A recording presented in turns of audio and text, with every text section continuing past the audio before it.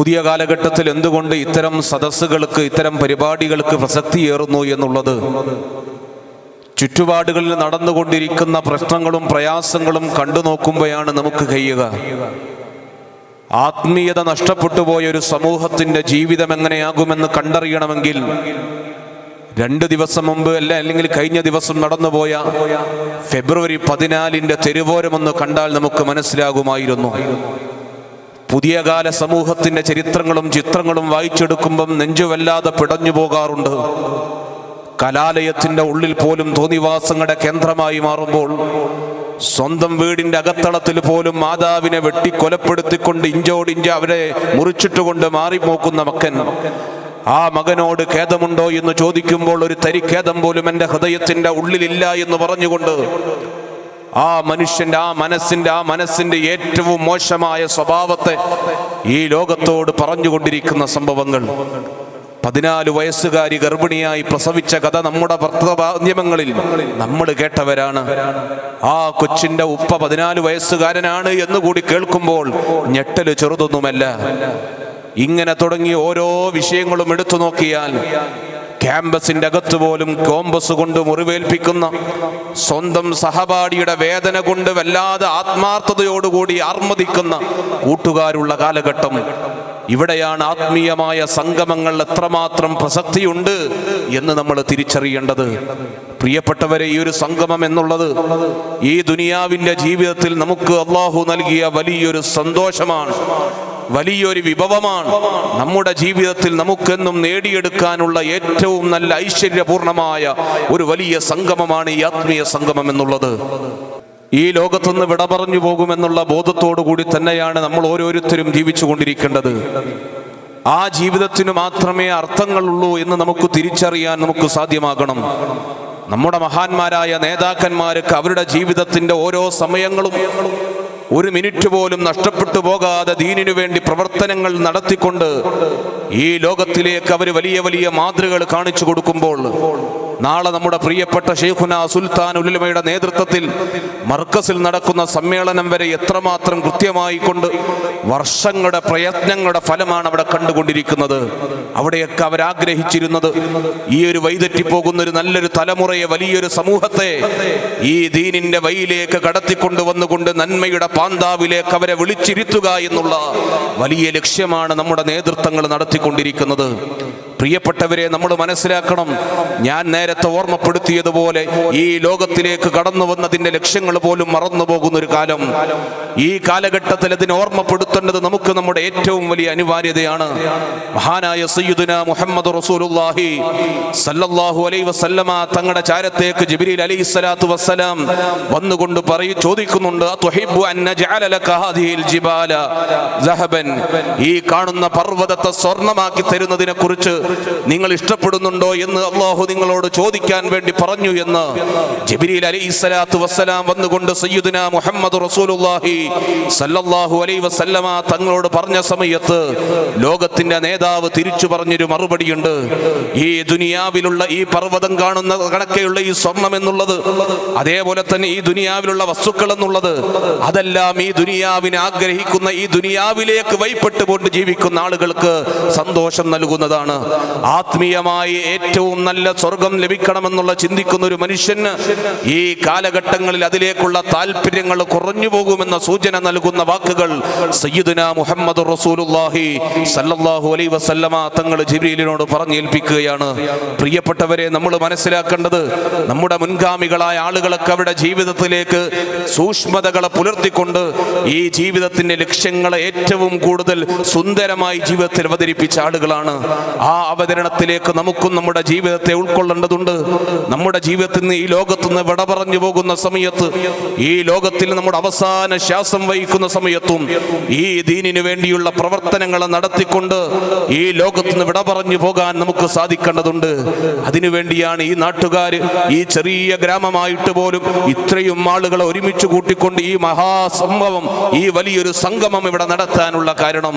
ഇവിടെ നിന്ന് പിരിഞ്ഞു പോകുന്ന സമയത്ത് നമ്മുടെ ഹൃദയത്തിൽ ഉണ്ടാകേണ്ട ഏറ്റവും വലിയൊരു ലക്ഷ്യം, ഈ ലോകത്ത് നിന്ന് ഇനി പരിശുദ്ധമായ റമദാൻ എന്നിലേക്ക് കടന്നു വരുമ്പോൾ ആ റമദാനിനെ സ്വീകരിക്കാനുള്ള പാകത്തിൽ എൻ്റെ ഹൃദയത്തെ എനിക്ക് മാറ്റിയെടുക്കേണ്ടതുണ്ട്.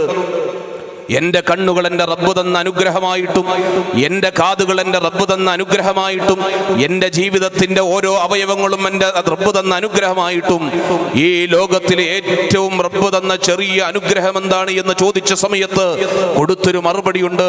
ഒരു ശ്വാസം വലിച്ച് അത് വിടുന്ന സമയത്തുണ്ടാകുന്ന ഒരു ആശ്വാസം, ആ ആശ്വാസമാണ് റബ്ബ് തന്ന ഏറ്റവും വലിയൊരു അനുഗ്രഹം എന്ന് പറയുമ്പോൾ എത്രയെത്ര അനുഗ്രഹങ്ങളാണ് നമ്മുടെ ജീവിതത്തിലേക്ക് നമുക്ക് റബ്ബ് സംവിധാനിച്ചു തന്നിട്ടുള്ളത്.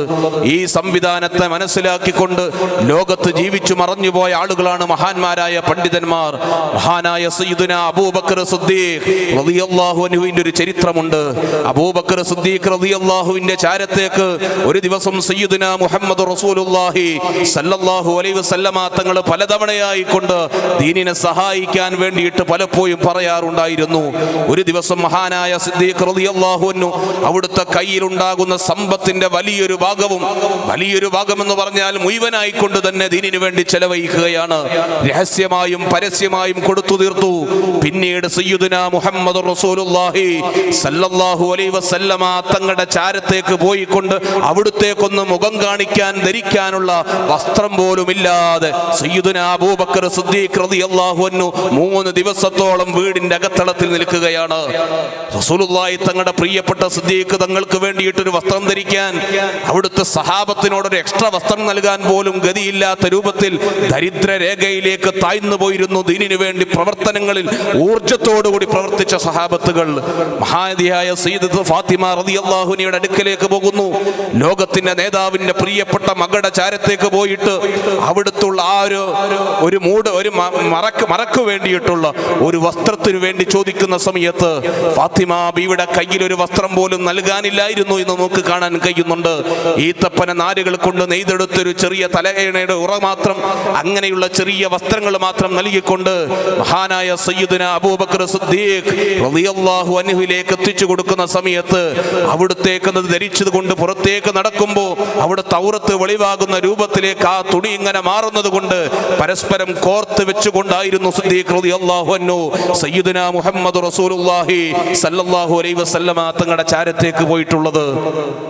ആ റസൂലുള്ളാഹി തങ്ങളെ ചാരത്തെത്തുമ്പോൾ ജിബ്രീൽ അലൈഹിസ്സലാത്തു വസ്സലാം അടക്കമുള്ള ഈ ലോകത്തുള്ള മലായിക്കത്ത് മുഴുവൻ അന്ന് അബൂബക്കർ സിദ്ദീഖ് റളിയല്ലാഹുവിനോട് ഐക്യദാർഢ്യം പ്രഖ്യാപിച്ചുകൊണ്ട് അതേ വസ്ത്രധാരണ നടത്തിയത് നമുക്ക് കാണാൻ സാധിക്കുന്നുണ്ട്. പ്രിയപ്പെട്ടവരെ, എന്തുകൊണ്ടാണ് ഈ ലോകത്ത് സ്വർഗം കൊണ്ട് സന്തോഷ വാർത്ത അറിയിച്ച സയ്യിദുനാ അബൂബക്കർ സിദ്ദീഖ് റളിയല്ലാഹു അൻഹു പോലും ജീവിതത്തിന്റെ അവസാന സമയം വരെ അവരെ കൊണ്ട് കഴിയുന്നതത്ര മാത്രം നന്മകൾ ചെയ്തു കൂട്ടിക്കൊണ്ട് സ്വർഗത്തിനു വേണ്ടി കരഞ്ഞു പ്രാർത്ഥിച്ചെങ്കിൽ നമ്മളെ പോലെയുള്ള സാധാരണക്കാരെത്രമാത്രം പ്രാർത്ഥിക്കണം, നമ്മളെ പോലെയുള്ള സാധാരണക്കാരെത്രമാത്രം കണ്ണുനീരുകൾ ഒലിപ്പിക്കണം, നമ്മളെ പോലെയുള്ള സാധാരണക്കാർ എത്ര രാത്രികൾ തൗബയുടെ കവാടങ്ങൾ റബ്ബിന്റെ മുമ്പിൽ ഒന്ന് തുറന്നു കിട്ടാൻ വേണ്ടി നമ്മൾ കണ്ണുനീര് ഒലിപ്പിക്കേണ്ടതുണ്ട്. അങ്ങനെ നമുക്ക് നമ്മുടെ ജീവിതത്തിന്റെ ലക്ഷ്യങ്ങൾ മറന്നുപോകുമ്പോൾ ആ മറന്നുപോകുന്ന ലക്ഷ്യങ്ങളിലേക്ക് നമ്മളെ കൈ പിടിച്ചുയർത്തുക എന്നത് തന്നെയാണ് ഈ വലിയൊരു സംഘ കുടുംബത്തിന്റെ ലക്ഷ്യം. അതുകൊണ്ട് തന്നെയാണ് കേരളത്തിന്റെ എല്ലാ ഭാഗങ്ങളിലും ആത്മീയ ചൈതന്യങ്ങൾ ഉയർത്തുന്ന ധാരാളം മജ്‌ലിസുകൾ സംഘടിപ്പിച്ചുകൊണ്ടിരിക്കുന്നത്. നമ്മുടെ നേതൃത്വങ്ങൾ എത്ര പ്രായം അവർക്കുണ്ട്, ആ പ്രായത്തിലും ക്ഷീണം പോലും വകവെക്കാതെ നമ്മുടെ പരിപാടികളിൽ എത്ര ദൂരമാണെങ്കിലും കടന്നു വന്നുകൊണ്ട് നമുക്ക് സന്തോഷം നൽകുന്നത് നമ്മുടെ ഹൃദയാന്തരങ്ങളിൽ ആത്മീയത വർദ്ധിപ്പിച്ചുകൊണ്ടിരിക്കാനാണ്. പ്രിയപ്പെട്ടവരെ, ഈ മജ്‌ലിസിൽ വരുന്ന സമയത്ത് നിങ്ങൾക്ക് ഓരോരുത്തർക്കും ലക്ഷ്യങ്ങൾ ഉണ്ടാകാം. നിങ്ങളുടെ മനസ്സിൽ നിങ്ങൾക്ക് പല ലക്ഷ്യങ്ങളും പല ആഗ്രഹങ്ങളും ഉണ്ടാകാം. അതിലേറ്റവും അടിസ്ഥാനമായി നമ്മുടെ ഹൃദയത്തിൽ വേണ്ടത്, ഈ സദസ്സ് പിരിഞ്ഞു പോകുമ്പോൾ ഈ അളമ്പിലാടിന്റെ മണ്ണിൽ നിന്ന് കടന്നു പോകുന്ന സമയത്ത് എന്റെ ഹൃദയത്തിനുള്ളിലുള്ള കളങ്കങ്ങൾ മുഴുവൻ എനിക്കിവിടെ കൈകേണ്ടതുണ്ട്. എന്റെ ഹൃദയത്തിലുള്ള പ്രയാസങ്ങൾ മുഴുവൻ എനിക്കിവിടെ തീർക്കേണ്ടതുണ്ട്. എന്റെ ജീവിതത്തിൽ ഞാൻ ചെയ്തു തീർത്ത തിന്മകളെ മുഴുവൻ എനിക്കിവിടെ നിന്ന് മായ്ച്ചു കളയണം. വലം യുഅഖിറല്ലാഹു നഫ്സൻ ഇദാ ജാഅ അജലുഹാ എന്ന് പരിശുദ്ധമായ ഖുർആൻ നമ്മളോട് ഏറ്റവും ഗൗരവത്തിൽ പറഞ്ഞൊരായത്തുണ്ട്. ഈ ലോകത്ത് നിന്ന് നമ്മുടെ മരണത്തിന്റെ സമയമെത്തുമ്പോൾ ഒരു തരി പോലും അത് പിന്തിപ്പിക്കുകയോ മുന്തിപ്പിക്കുകയോ ചെയ്യാതെ ഈ ലോകത്ത് നിന്ന് നമ്മൾ വിട പറഞ്ഞു പോകുമ്പോൾ ഈമാനോടുകൂടി നമുക്ക് ഈ ലോകത്ത് നിന്ന് വിട പറഞ്ഞു പോകാൻ ഈ സദസ്സ്, ഈ മജ്‌ലിസ്, ഒരു സംഗമം നമുക്ക് കാരണമാകേണ്ടതുണ്ട്. ഇൻഷാ അല്ലാഹ് ഞാൻ എൻ്റെ വാക്കുകൾ നിർത്തുകയല്ല. ബഹുമാനപ്പെട്ട എൻ്റെ ഉസ്താദ് കുറച്ചുകൂടി പറയാൻ പറഞ്ഞപ്പോൾ ആ ഒരു സന്തോഷം കൊണ്ട് മാത്രം പറഞ്ഞു എന്ന് മാത്രം ഞാൻ എൻ്റെ വാക്കുകൾ നിർത്തുകയാണ്. ബഹുമാനപ്പെട്ട നമ്മുടെ നേതൃത്വങ്ങൾ നമുക്ക് നല്ല ആത്മീയമായ അനുയോജ്യമായ ഉപദേശങ്ങൾ നൽകാൻ, നമുക്ക് നല്ല സ്നേഹത്തിന്റെ സംഭാഷണങ്ങൾ നടത്താൻ ഇവിടെയുണ്ട്.